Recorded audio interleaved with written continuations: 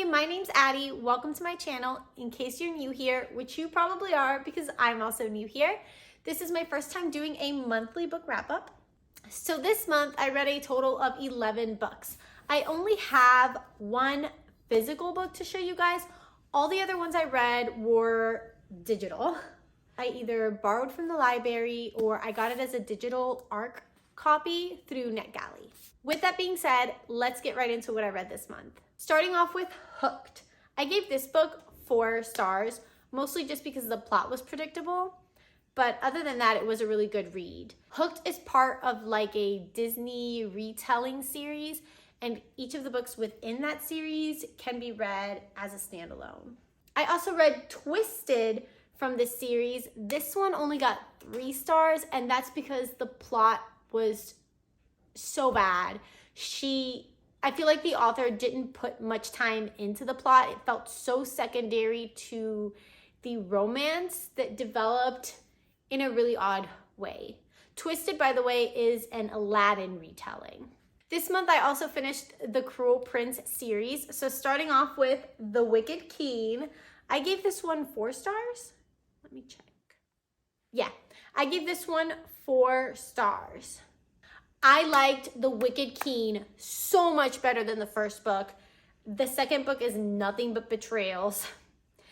And it made me feel a lot more invested in the series, which leads me to the third book, The Queen of Nothing, which I gave, I think, 5 stars?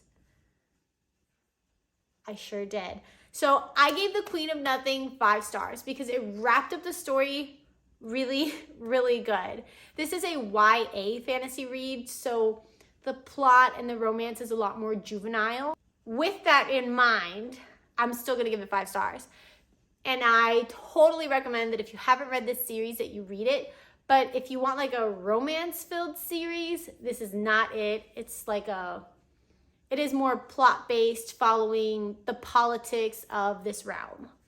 And I just want to say before I move on to the next book that Maddox is my favorite character. He was my favorite character in the first book, he was my favorite character in the second book, and he was my favorite character in the third book. I feel like he was the most complex character. He wasn't so cookie cutter like how the main characters felt to me.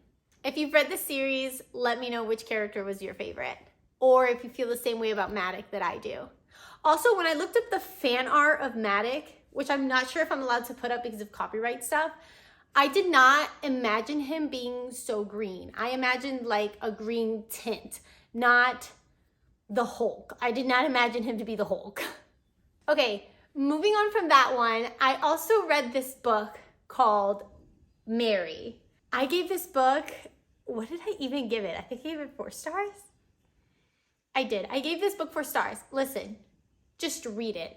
It is the weirdest book I have ever read. It has a little bit of everything too. It's got ghosts, serial killers, cults, and it has you guessing at every turn because this does have an unreliable narrator. So if you haven't read this book, 110% recommend that you put it on your to be read. The next one that I read was Heavy Crown. This is part of like a mafia series that I guess follows a character of the family. I did not read this in order. This is actually the very first one that I read in the series. I liked it. It's definitely a really good palate cleanser, so I do plan on reading the other ones.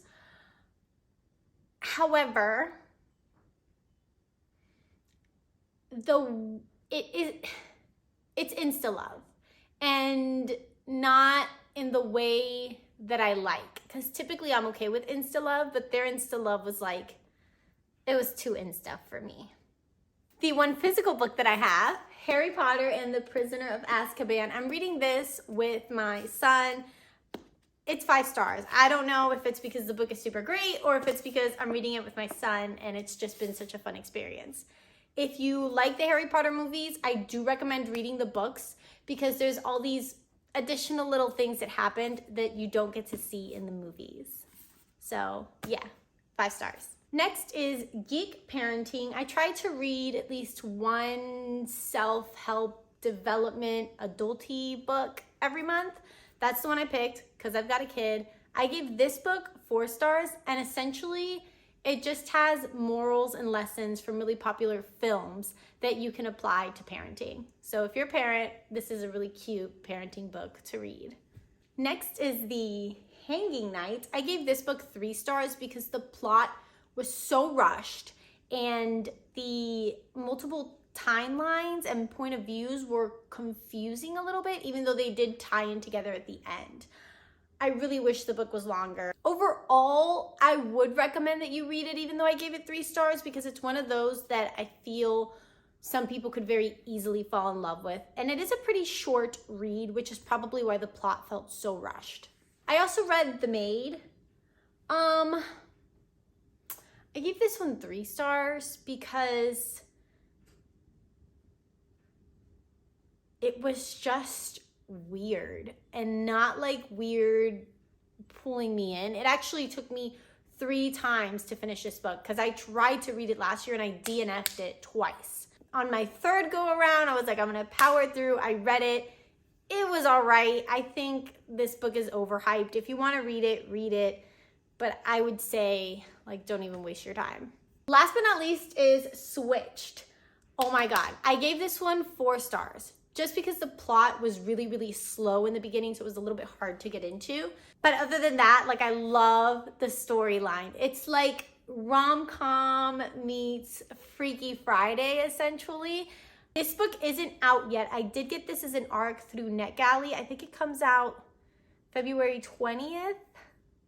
I absolutely loved it though. I totally recommend that you read it.